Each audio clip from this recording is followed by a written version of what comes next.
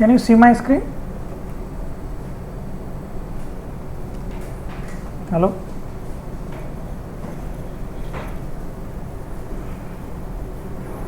Okay, let's start. So today we will discuss the assignment 8 of the previous run course of the course MA 49.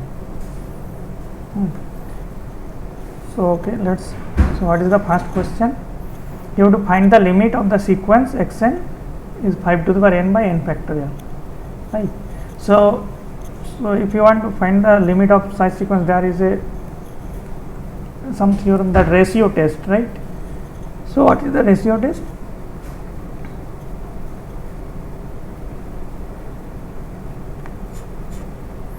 If an is, suppose xn is a sequence of positive number, and if limit n tends to infinity xn plus 1 by xn, suppose this has limit L and which has less than 1, then xn limit n tends to infinity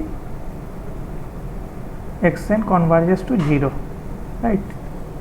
So this is the ratio test. We will use this to prove, to find the limit of the sequence this. Okay, so what is xn? Xn is 5 to the power n by n factorial. So let's compute xn plus 1 by xn.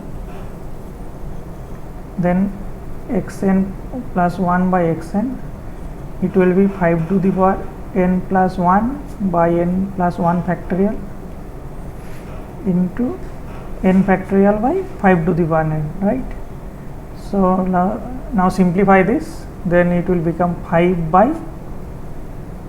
what will be, it will be n plus 1, right? So okay, now then compute the limit. So what will be the, so limit n tends to infinity xn plus 1 by xn means it will be limit n tends to infinity 5 by n plus 1, right? Then what will be the limit of this? So as n tends to infinity, denominator will goes to infinity, so means it will goes to 0, right? So we get this limit is xn, limit of xn plus 1 by xn is 0, which is less than 1, right? So by the ratio test, limit of this sequence will be 0. So by ratio test,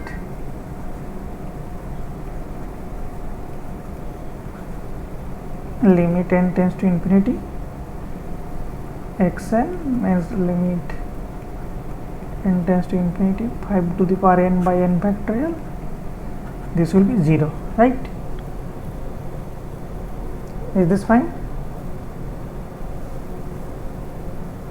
Okay, so which option is correct? Option number 3, right? So limit is of the sequence is 0. Okay, then let's move to the next question.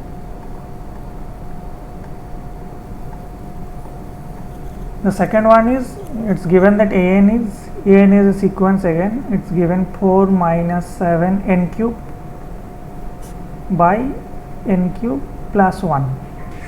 Now you have to find again the limit as n tends to infinity. So just write, so divide it, so we have to find this limit n tends to infinity an. So what is this? Limit n tends to infinity 4 minus 7 n cube by n cube plus 1. So divide both numerator and denominator by n cube. Then what you will get? Limit n tends to infinity 4 by n cube minus 7, right? And you divide it by numerator, then you will get 1 plus 1 by n cube, right? This. Now take the limit as n tends to infinity. Now if you take limit n tends to infinity, 4 by n cube, this will goes to 0 and this is 7. So in numerator it will become 1 plus 1 by 0 means minus 7, right? So what is the limit of the sequence? We get minus 7, right? So which option is correct? Option number 3, right? Okay. So 2 is done. Okay, let's move to the next one. Okay, its a statement is given and you have to check which options are correct, right, or is correct is given. So it's given that let xn be a Cauchy sequence of real number, then which of the following is correct. So there is a theorem that it's a means property of real number that real numbers is complete, means every Cauchy sequence convergence, right. So it's a theorem. What is given? That every Cauchy sequence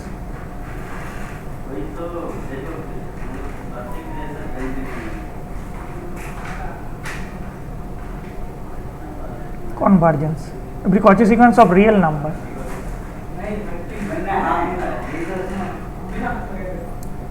Real number converges. So using this theorem we can conclude that option B is correct, right? Xn is a convergence sequence.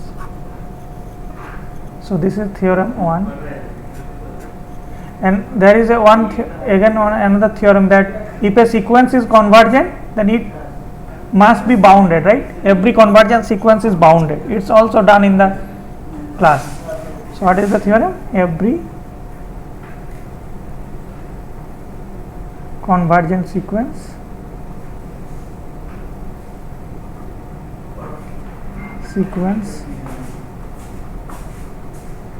is bounded. So if you use this, as we have get that every Cauchy sequence converges, so Cauchy sequence of real number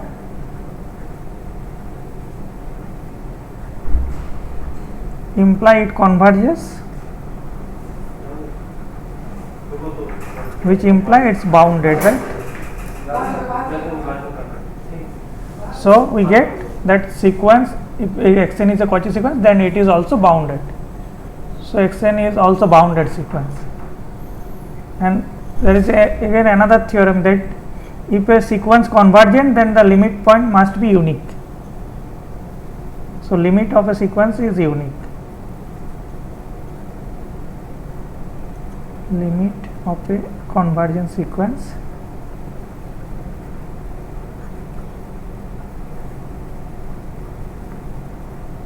is unique, means a convergent sequence cannot converge to two different limit. So using this theorem, this is again a theorem. So using this theorem, option number 3 is also correct. Xn has a unique limit point. So means all the options are correct. So all of the above will be true, right? All the options are correct. So we have got that if xn is a Cauchy sequence or a real number, then it must be bounded, it must be convergent, and the limit point must be unique. So all the options are correct, right? Okay. Move to the next one. Okay, fourth question. What it is saying? A function f is given from R to R, and it's such that limit n tends to infinity, f of n is f of a for any convergence sequence n converges to a. Then you have to conclude f is continuous or not. Okay. So we'll prove that if for every sequence n converges to f of n goes to f of a, then f must be continuous, right? And we will prove this by contrapositive, means suppose assume that. So let's assume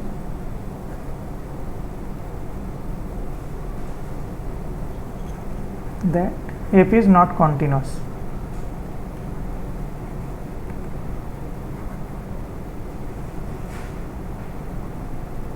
So f is not continuous. What is the meaning of this?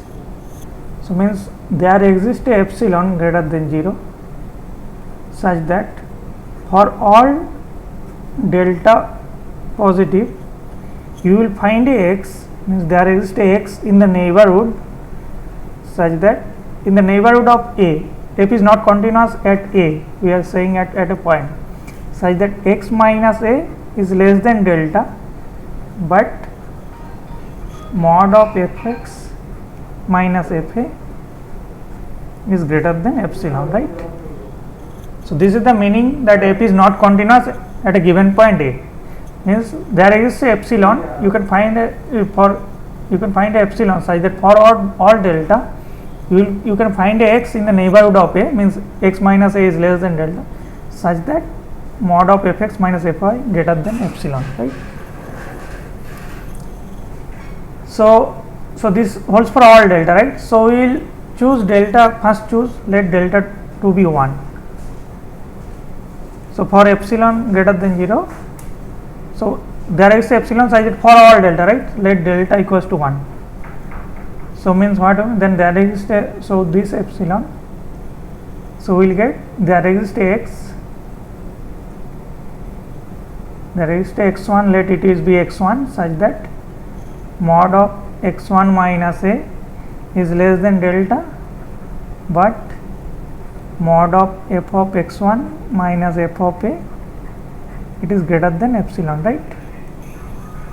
Now you can now let choose delta to be half, then you will get again a point x2, let call it to be x2, then there is a point x2 such that mod of x2 minus a is less than delta, but mod of fx2 minus fa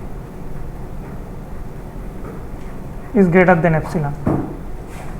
Okay, so now by doing this inductively, you can, for delta equals to 1 by n, you will get a point xn, call it xn, such that mod of xn minus a is less than delta, but mod of f of xn minus fa is greater than epsilon, right?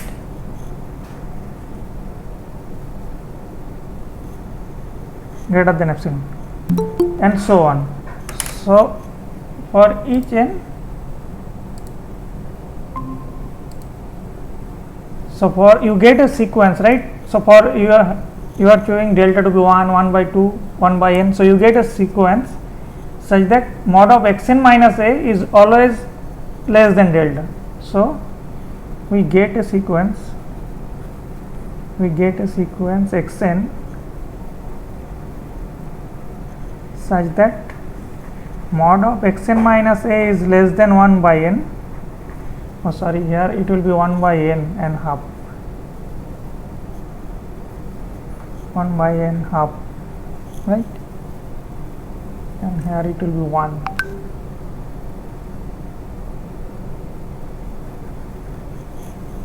So we get a sequence xn such that xn minus a is, mod of xn minus a is less than 1 by n, but limit f of xn minus f of a is greater than epsilon.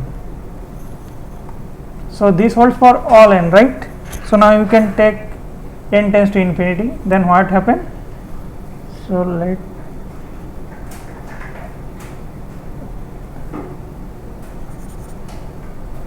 so then as n tends to infinity, what happen? As xn minus a is less than n, xn the sequence will converges to a, right? Then as n tends to infinity, xn will goes to a, but what happen?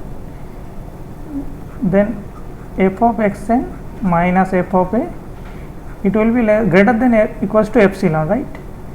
So it is not converges. As n tends to infinity, xn will converges to a, but f of xn does not converges to f of a. So which is a contradiction, right, to our hypothesis. What is the hypothesis given? So that for any convergence sequence a n converges to a, f of a n must converges to f of a, right? So this is a contradiction to our hypothesis. So this is a contradiction.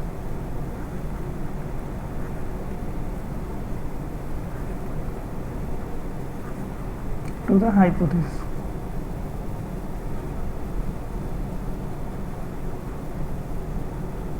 So what we have assumed? We have assumed that f is continuous, right? F is not continuous. So our assumption was that f is not continuous at a. So which is not true. So f is continuous at A.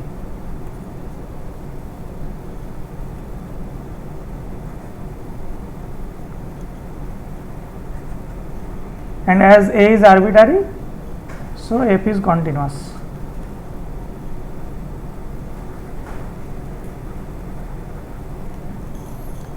So we get under this hypothesis f will be continuous. So which option is correct? It's true, right? Okay. So question number 4 is done. Is this fine? Okay. Now let's move to the next one. Question number 5. Okay, what it is saying? Let summation an diverges. Then you have to say that sequence an may be convergent sequence, right? Is this true or false? So it's given that summation an diverges as n equals to 1 to infinity, and you have to say that an may be convergent or not. So we'll prove that this is true, means so you know that this sequence diverges, right? 1 by n series n equals to 1 to infinity, summation 1 by n diverges, right?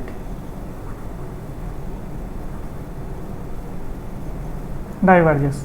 But what happened to this sequence? But not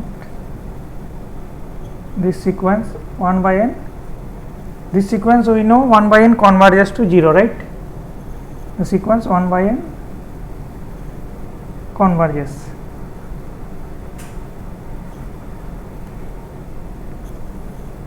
As 1 by n goes to 0, right? So we get a series summation 1 by n which diverges, but the sequence converges, means it goes to 0. So right, so it is given that summation n diverges, but the sequence n may be convergent, right? So we get an example where the series divergent but the sequence is convergent. So this is true, right? So it's true. Is this fine?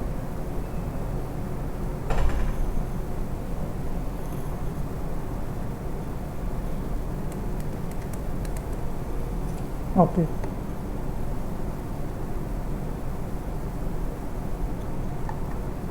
Now let's move to the next one. Yes. Hello.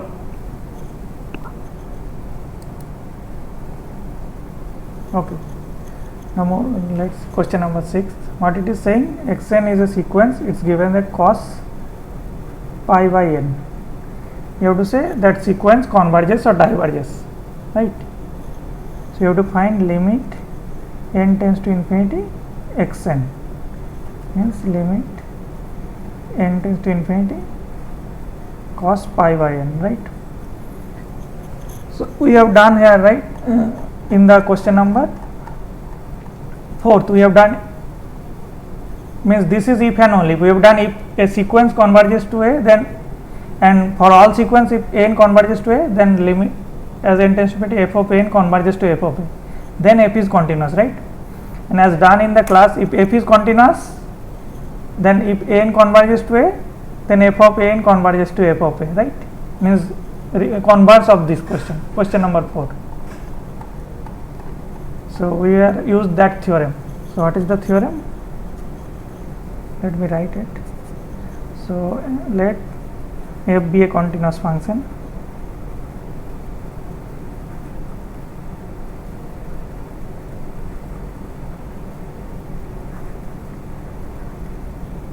and if an is a sequence which converges to a, then f of n must converges to f of a, right? So on R, suppose this is on R. So here we will use this theorem. So how to use? So you will take f of x to be cos x, right? We will take f of x to be cos x, right? So this is a continuous function on R, right? So So okay, then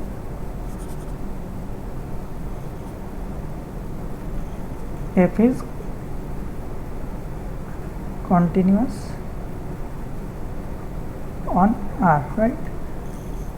Okay, so and we know that as pi by n this sequence goes to 0, and also we know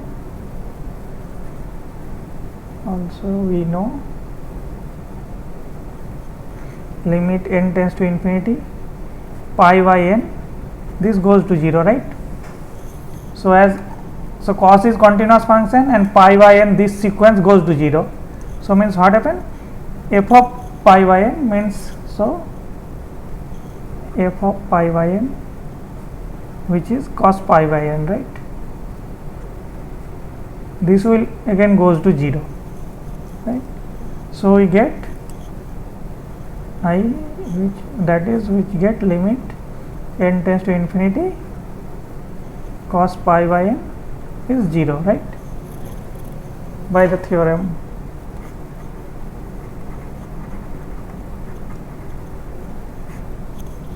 So as cos is continuous function and as pi by n goes to 0, so cos pi by n also goes to 0. So means this is a convergence sequence. So cos pi by n is a convergence sequence.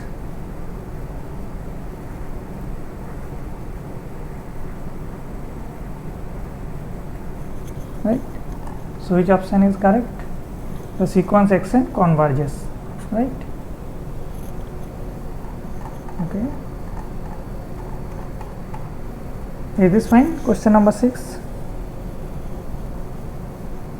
Yes, sir. Okay. Okay, then move to the next one. Question number 7.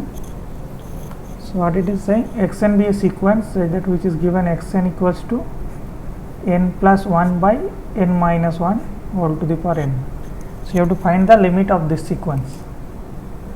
So what will be the limit as n tends to infinity? N plus 1 by n minus 1 to the power n. So we will simplify this first. Note that this you can write as limit n tends to infinity. You can write, so divide both side by n means then it will be 1 plus 1 by n by 1 minus 1 by n, right, whole to the power n. So you have dividing by n both numerator and denominator. Now you can write limit n tends to infinity 1 plus 1 by n whole to the power n by 1 minus 1 by n. Okay, and we have done in the last assignment that limit of this sequence, limit n tends to infinity 1 plus 1 by n whole to the power n, the limit of this sequence is e, right? So using the same we can show that. So what will be the then limit of the, we have done in last assignment, assignment 7.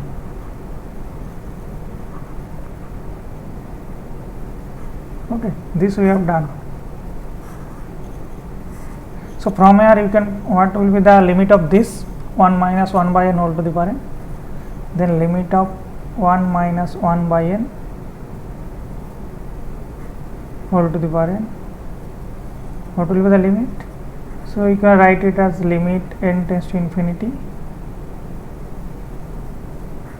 1 minus 1 by n to the power minus n and this inverse, right? You can write, and you know the limit of this, limit n tends to infinity 1 minus 1 by n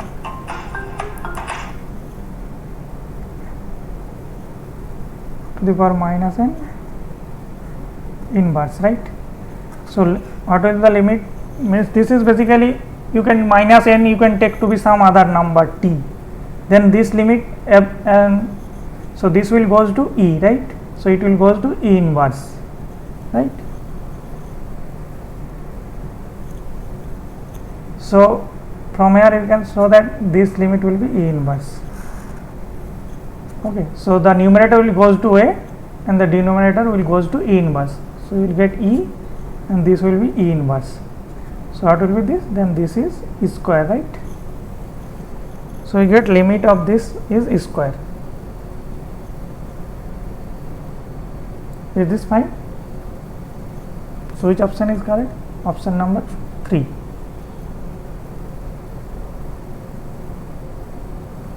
Is it fine?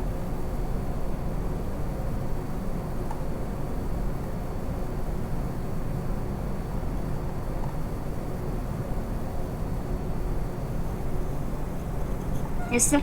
Okay. So question number 7 is done. Now move to the question number 8. You have to say that the series summation n equals to 0 to infinity n square by 2 to the power n, it's converges or diverges. So we will again use the ratio test to prove this. So what is the ratio test?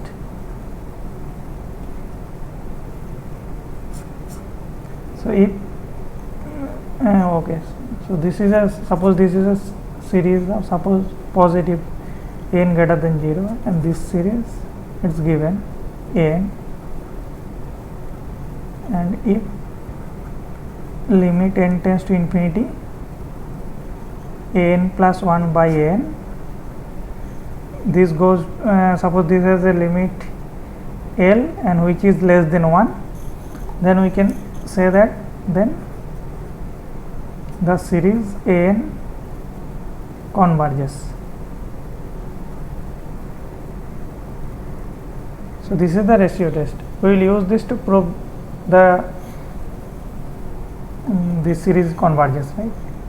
So what is this? So here the sequence, then n will be n square by 2 to the power n. So let's take this, take n to be n square by what is 2 to the power n. So then calculate n plus 1 by n. So it will be n plus 1 whole square by 2 to the power n plus 1 into 2 to the power n by n square. Then if you simplify, you will get n plus 1 by n whole square into half, right? So now you have to take the limit of this, then limit n tends to infinity n plus 1 by n. So what will be the limit of this sequence? N plus 1 by n whole square into half. So just divided by n, both numerator and denominator, then you will get 1 plus 1 by n whole square, right? So just write, if you divide, then you will get 1 plus 1 by n whole square into half. So as n tends to infinity, this will goes to 0, mean it will 1 and into half, so it will be half, which is less than 1. So as this limit n by n plus 1 by n is limit half, which is less than 1, so the series will converge by ratio test. So by ratio test,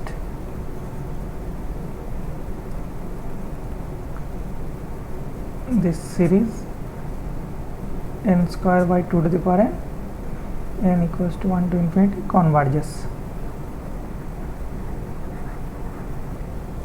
right? So we get this series converges. Is this fine?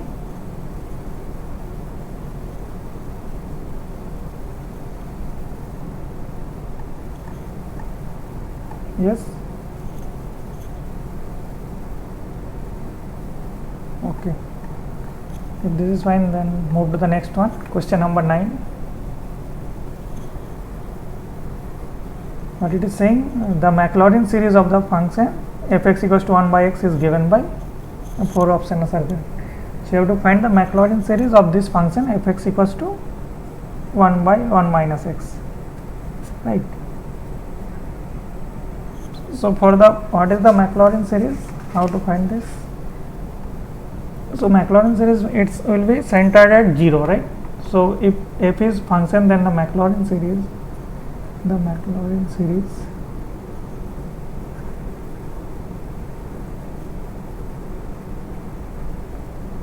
is, suppose f is a function, then it can be written like f of 0 plus x f dash 0 plus x square by factorial 2 f double dash 0 plus dot dot, means it will be plus dot dot x to the power n by factorial n, nth derivative at the point 0 plus dot dot dot.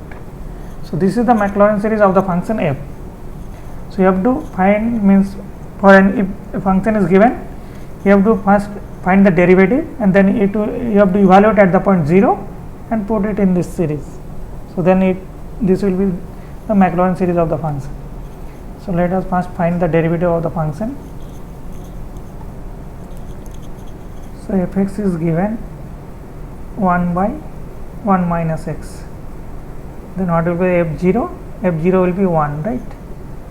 First find the f dash x. What will be f dash x? If you find, you will get 1 by 1 minus x whole square, right? So all will be f dash 0, it will be again 1.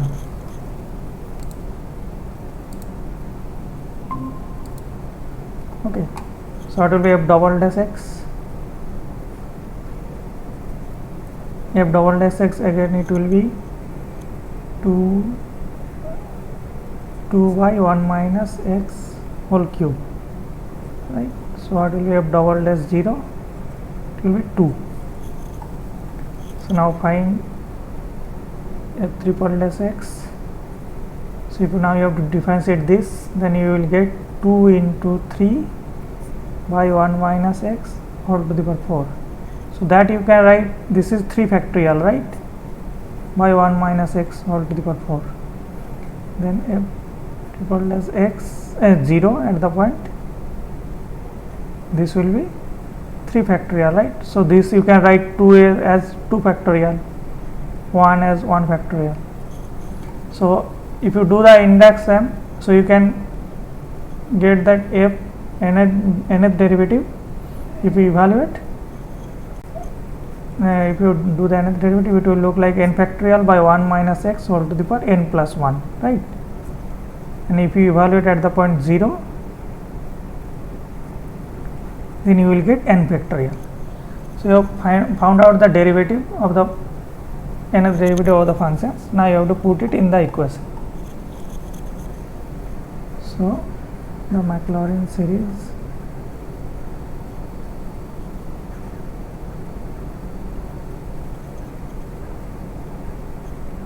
of fx equals to 1 by 1 minus x is given by 1 by 1 minus x. You have to write it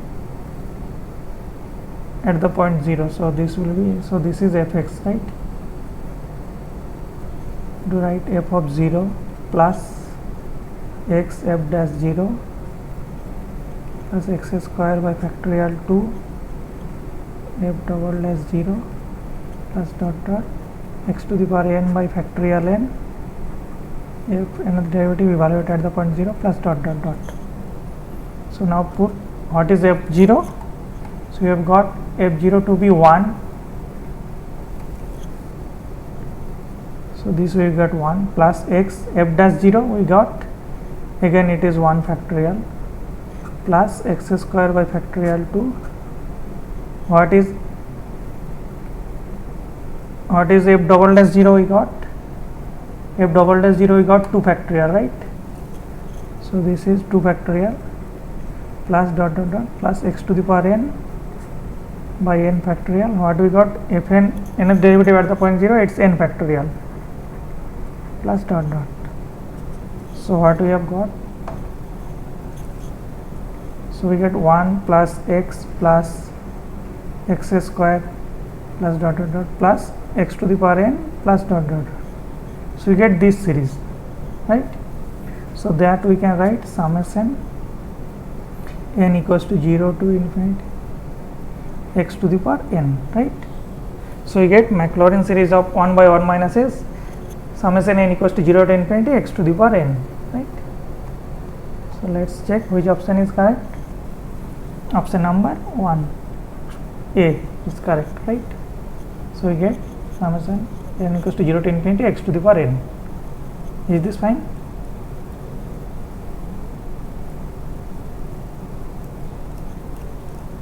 Yes, sir. Okay. So now move to the next one. Question number 10. So here you have to find the Taylor series of the function if x equals to 2 to the power x. So how the Taylor series, and at the point x equals to 1. So for the Maclaurin series, it means when you will find at the point 0, and Taylor series at the given point, which point you have to evaluate, you have to find at that point. So what is the Taylor series?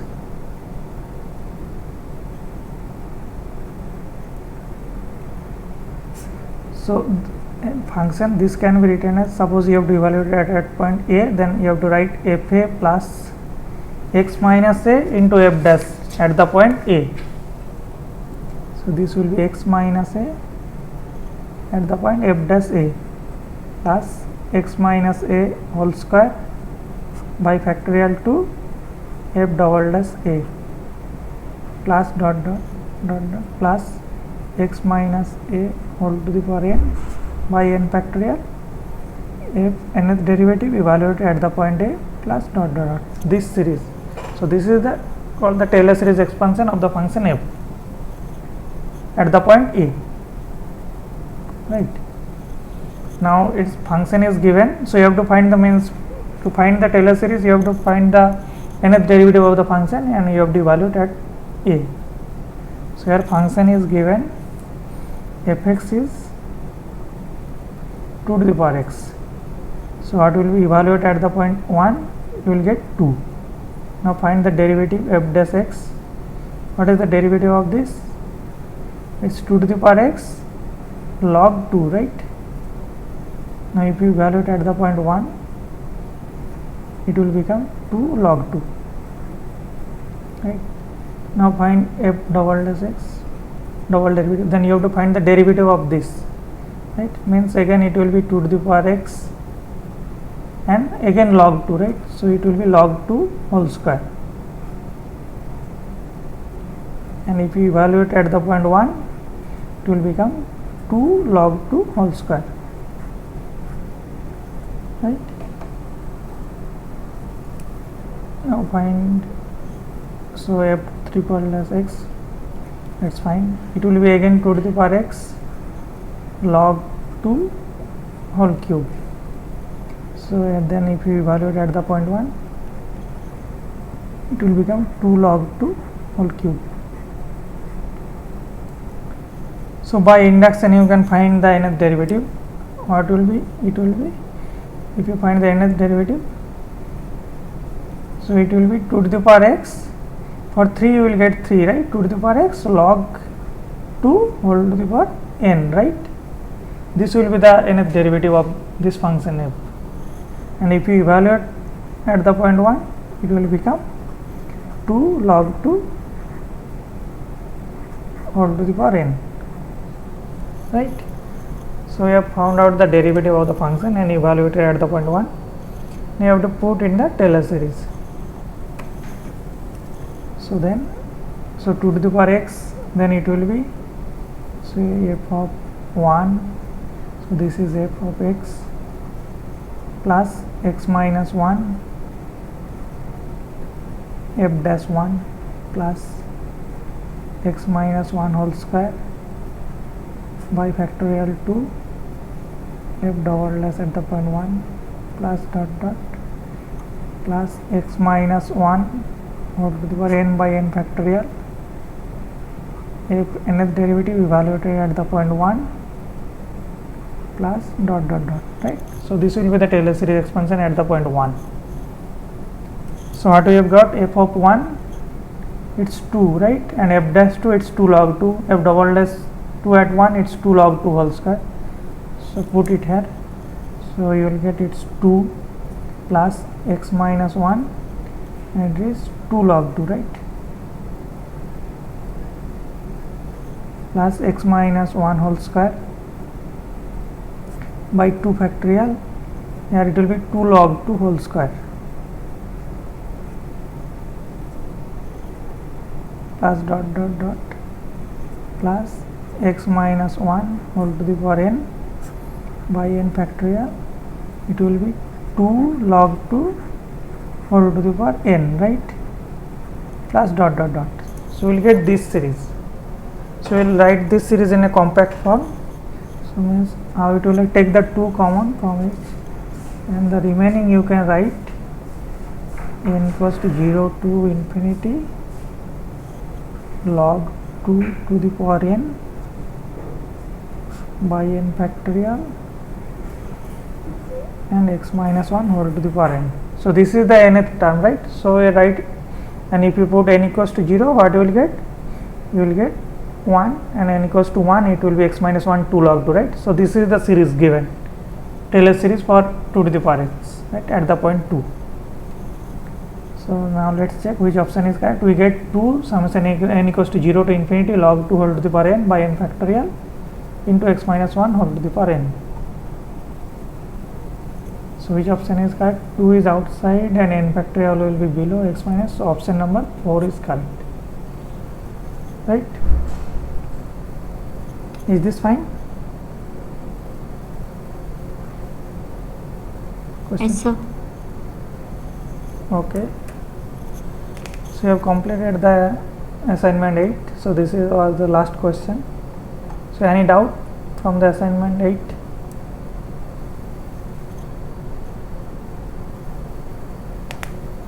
Okay, I think this will be the last assignment for this course. Okay, so I think today is the last class for this tutorial of this course MF49. So any doubt?